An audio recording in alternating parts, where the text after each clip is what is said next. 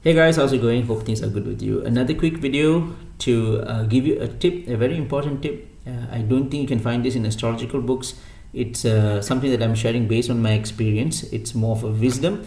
So if you're an aspiring astrologer, this tip is good for you. All right, so let's talk about the types of charts and the questions that you receive.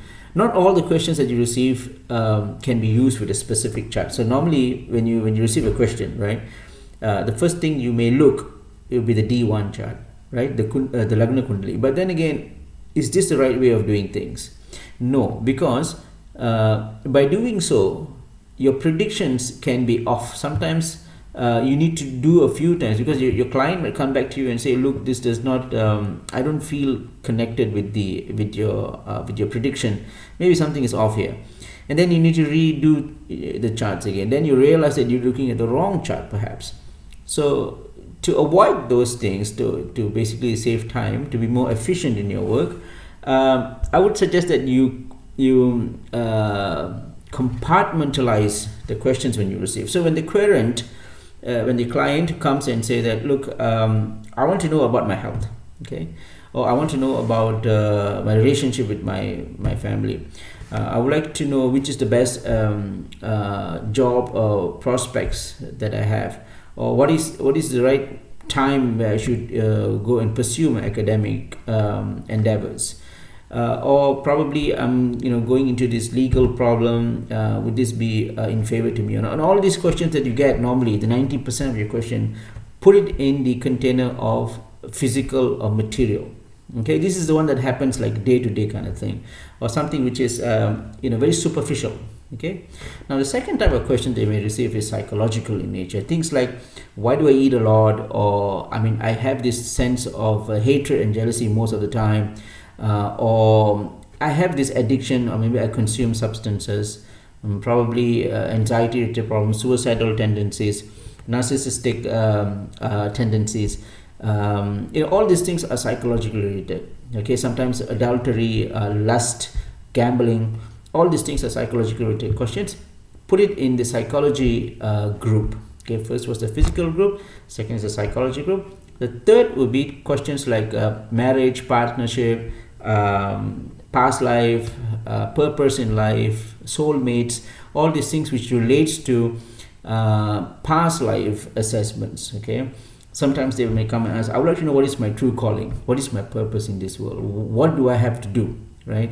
Or in order for me to attain moksha, what should I do, right? What are the things that I should be looking at? What are my dharmic obligations?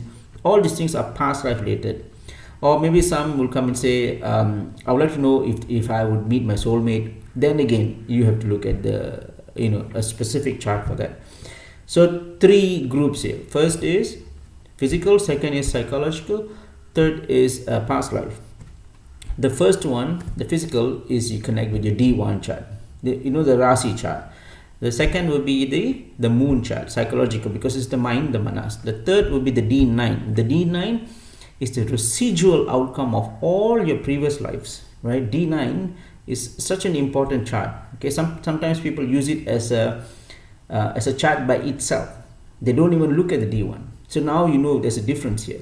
So depending to the questions that you get, okay, depending to the querent, the questions that you receive, you must put them in these particular groups, and from there you use the charts. Sometimes, friends, you need to augment the charts, which means you make it more powerful, right? Sometimes the question will be like, say, I have I want to start a humanitarian foundation. I want to do dharmic. I have this feeling. I want to do social service and all that. Then you need to do two things. Now, first you need to look at the D1. Is it conducive for this person's life right now? Okay. Second thing is, you look, since it's dharmic in nature, then you need to look at the D9 chart. Look at the assessments of what the past life has been telling. What is this person's past life has been telling. Then with that you could infuse or superimpose this to, as I said earlier, to augment, to make it even more stronger. So depending to it, right? Sometimes you should use three charts: the moon chart, the Lagna chart, and also the D9 chart. This as you know, there are, you know, complexities involved here, right? So depending to the question, you need to use the right charts. But by default, there are preset charts. If it's a physical related questions, the D1. If it's a psychological related questions, it's the moon chart.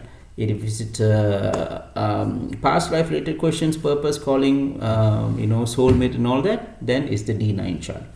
There are other charts which are not too I mean, let's not get confused with the Bhava Chalit and all that. Let's put it aside.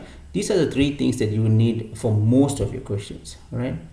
So I'm going to stop here right now. If you have any questions, please post it down in the comment section. Yep, that's about it. Take care. Bye-bye.